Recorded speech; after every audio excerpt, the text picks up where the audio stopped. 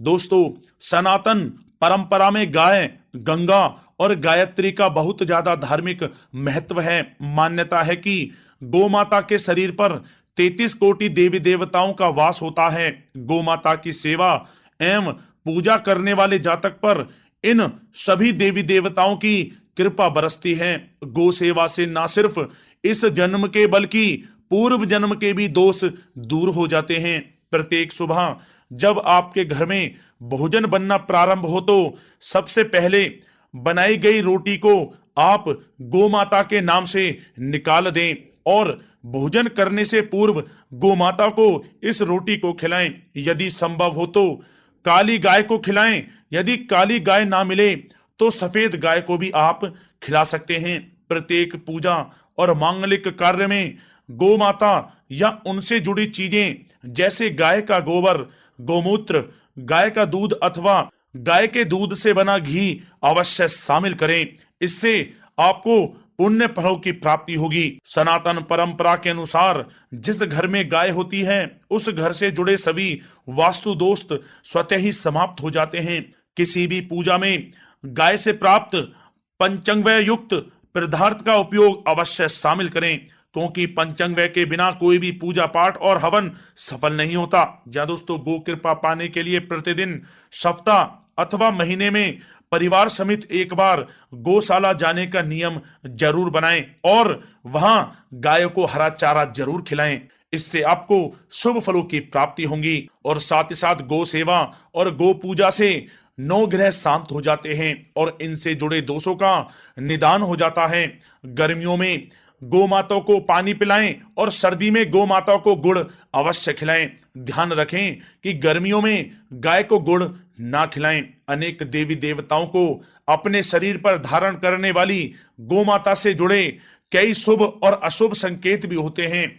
मसलन, गाय का दूध दुहाते समय यदि गाय ठोकर मार दे और सारा दूध बिखर जाए तो अपशगुन होता है। यदि कोई यात्रा पर निकल रहा हो और गाय अपने बछड़े को दूध पिलाती सामने आ जाए तो निश्चित रूप से जिस यात्रा के लिए आप निकले हैं वह यात्रा आपके लिए अवश्य ही सफल होगी और वह काम जिसके लिए आप निकले हैं वह अवश्य ही पूर्ण होगा। यात्रा पर जाते समय बाईं ओर गाय की आवाज आना और रात्रि में गाय की हुंकार करना भी शुभ होता है।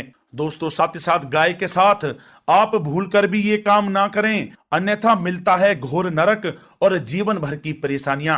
जय दोस्तों, गाय को राष्ट्रीय पशु बनाए जाने और इन्हें मौलिक अधिकार दिए जाने की बात हो रही है तो सवाल उठता है कि गाय जब भारतीय संस्कृति का अहम हिस्सा है तब भी गाय के साथ लोग खराब व्यवहार कैसे कर लेते हैं। गाय दर दर भटकती रहती है, भरपेट इन्हें चारा तक लोग नहीं देते। गाय जब तक दूध देती रहती है तो उनकी सेवा होती है और जैसे ही दूध देना बंद कर देती है तो लोग इन्हें उनकी किस्मत पर छोड़ देते हैं, सड़कों पर और गलियों में भटकने के लिए। ऐसे में गोवंशी जीवों को कोई डंडे से मारता है तो कोई उन पर पानी डाल देता है। कभी वाहनों से इन्हें ठोकर लग जाती है तो कभी बीमार होकर बेचारी ये गाय दम तोड़ देती हैं। ऐसे में जरूरत है इन बातों को जानने की कि गाय को लेकर शास्त्रों में क्या कहा गया है, गाय के साथ आपको कैसा व्यवहार करना चाहिए। या दोस्तों, गाय को कभी भी मारना पीटना नहीं चाहिए। शास्त्रों में गाय को माता का दर्जा दिया गया है। गाय को मारने पीटने वाला माता को मारने पीटने वाले के समान पाप का भागी माना जाता है। ऐसे घरों को नरक लोक में वर्षों तक कष्ट भोगना पड़ता है। अगले जन्म पशु योनि में मिलता है। कथा है कि गौतम मुनि ने गलती से गाय को डंडा मार दिया था जिससे गाय की मृत्यु हो गई थी और इस पाप से मुक्ति के लिए इन्हें वर्षों तक तपस्या करनी पड़ी।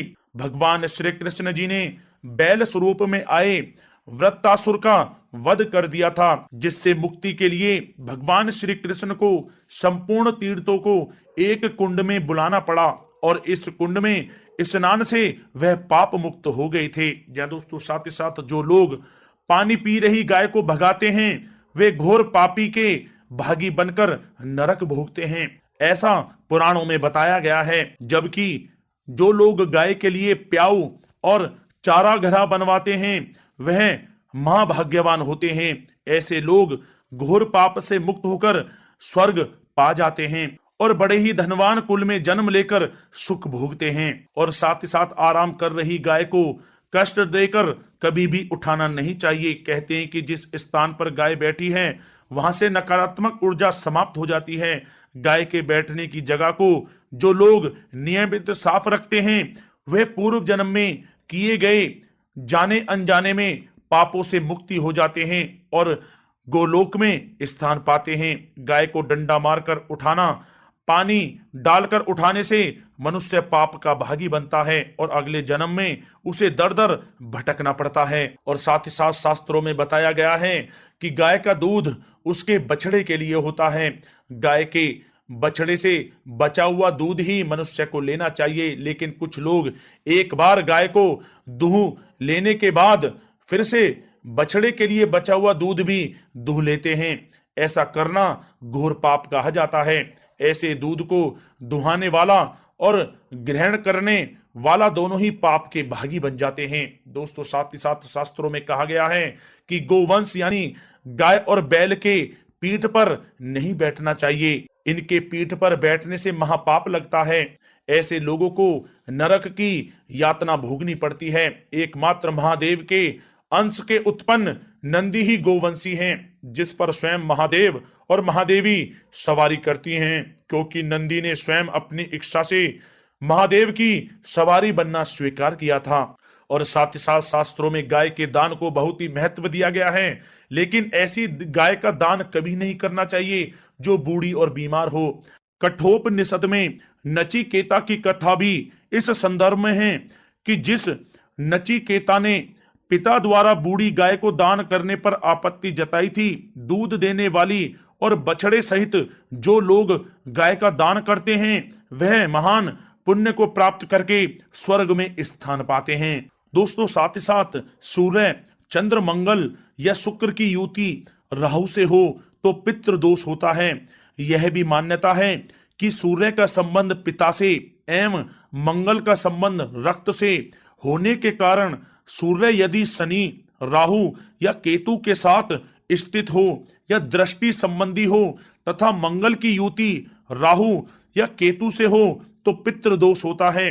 इस दोष से जीवन संघर्ष में बन जाता है। यदि पितृ दोष हो तो गाय को प्रतिदिन या किसी भी एकादशी को या किसी पूर्णिमा के दिन या अमावस्या को रोटी, गुड़, चारा आदि खिलाने से पितृ दोष समाप्त हो जाता है। साथ ही साथ देसी गाय की पीठ पर जो ककुद कुबड़ होता है वह बृहस्पति गुरु हैं। अतः जन्म पत्री में यदि बृहस्पति अपनी नीच राशि मकर में हो या अशुभ स्थिति में हो तो देसी गाय के इस बृहस्पति भाग एवं शिवलिंग रूपी कुबड़ के दर्शन करने चाहिए। गुड़ तथा चने की दाल रखकर गाय को रोटी भी दें, इससे आपको शुभ फलों की प्राप्ति होगी। और साथ ही साथ यदि आप रास्ते में जा रहे हों और सामने से गौ माता आती हुई दिखाई दें तो गौ माता को आप अपनी दाहिनी ओर से जाने देना चाहिए। आपकी यात्रा अवश्य ही सफल होगी। और साथ ही साथ यह संकेत भी जान लें, यदि आप यात्रा पर जा रहे हैं और सामने आपके गाय पड़ जाए अथवा अपने बछड़े को दूध पिलाती हुई सामने गाय दिखाई दे जाए तो समझ जाना कि वह यात्रा आपके लिए अवश्य ही सफल होगी। और साथ ही साथ जिस घर में गाय होती है उसमें वास्तु दोष स्वतः ही समाप्त हो जाता है। और साथ ही साथ आपको बता दें कि गाय को आप जो भी रोटी बनाएं प्रतिदिन ताजी रोटी ही बनाएं।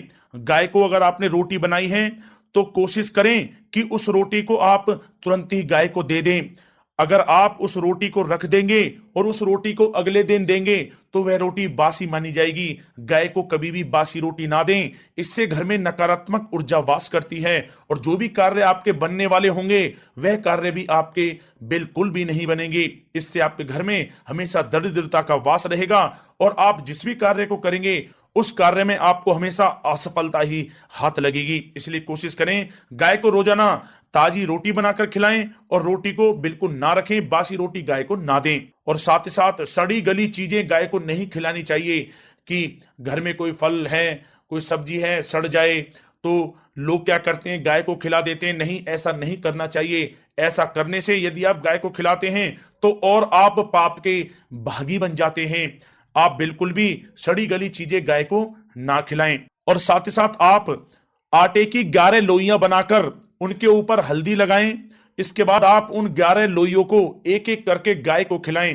प्रत्येक लोई को खिलाते समय गाय के सींगों पर आप हाथ फेरें, पीठ पर हाथ फेरें, मस्तक पर हाथ फेरें, माता गाय के आप चरणों के स्पर्श करें। जहां दोस्तों ऐसा करने से आपके समस्त कार्य बनने लगेंगे। जो दुख का समय चल रहा है वह भी समाप्त होगा। आपके जीवन में खुशियां खुशियां होंगी। और एक बार आप 7 बार गाय की परिक्रमा भी कर लें तो आपके समस्त कार्य पूर्ण होंगे। और साथ ही साथ आप गाय को जब भी रोटी दें, रोटी पर या तो आप थोड़ी हल्दी लगा लें या थोड़ा गुड़ रख लें। अगर गुड़ ना हो तो आप थोड़ा मिश्री रख सकते हैं, थोड़ा घी रख सकते हैं।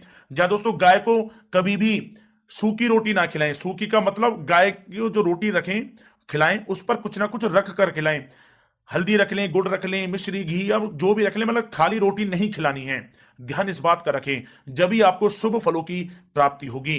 जी हाँ दोस्तों, ये थे गाय से जुड़े कुछ महत्वपूर्ण उपाय, कुछ बातें जिन्हें आपको ध्यान में जरूर रखना चाहिए। जी हाँ दोस्तों, वीडियो अच्छी लगी हो तो वीडियो को लाइक करें, ज्यादा से ज्यादा अपने दोस्तों में शेयर करें, चैनल पर नए तो सब्सक्राइब करें। जय गौ माता।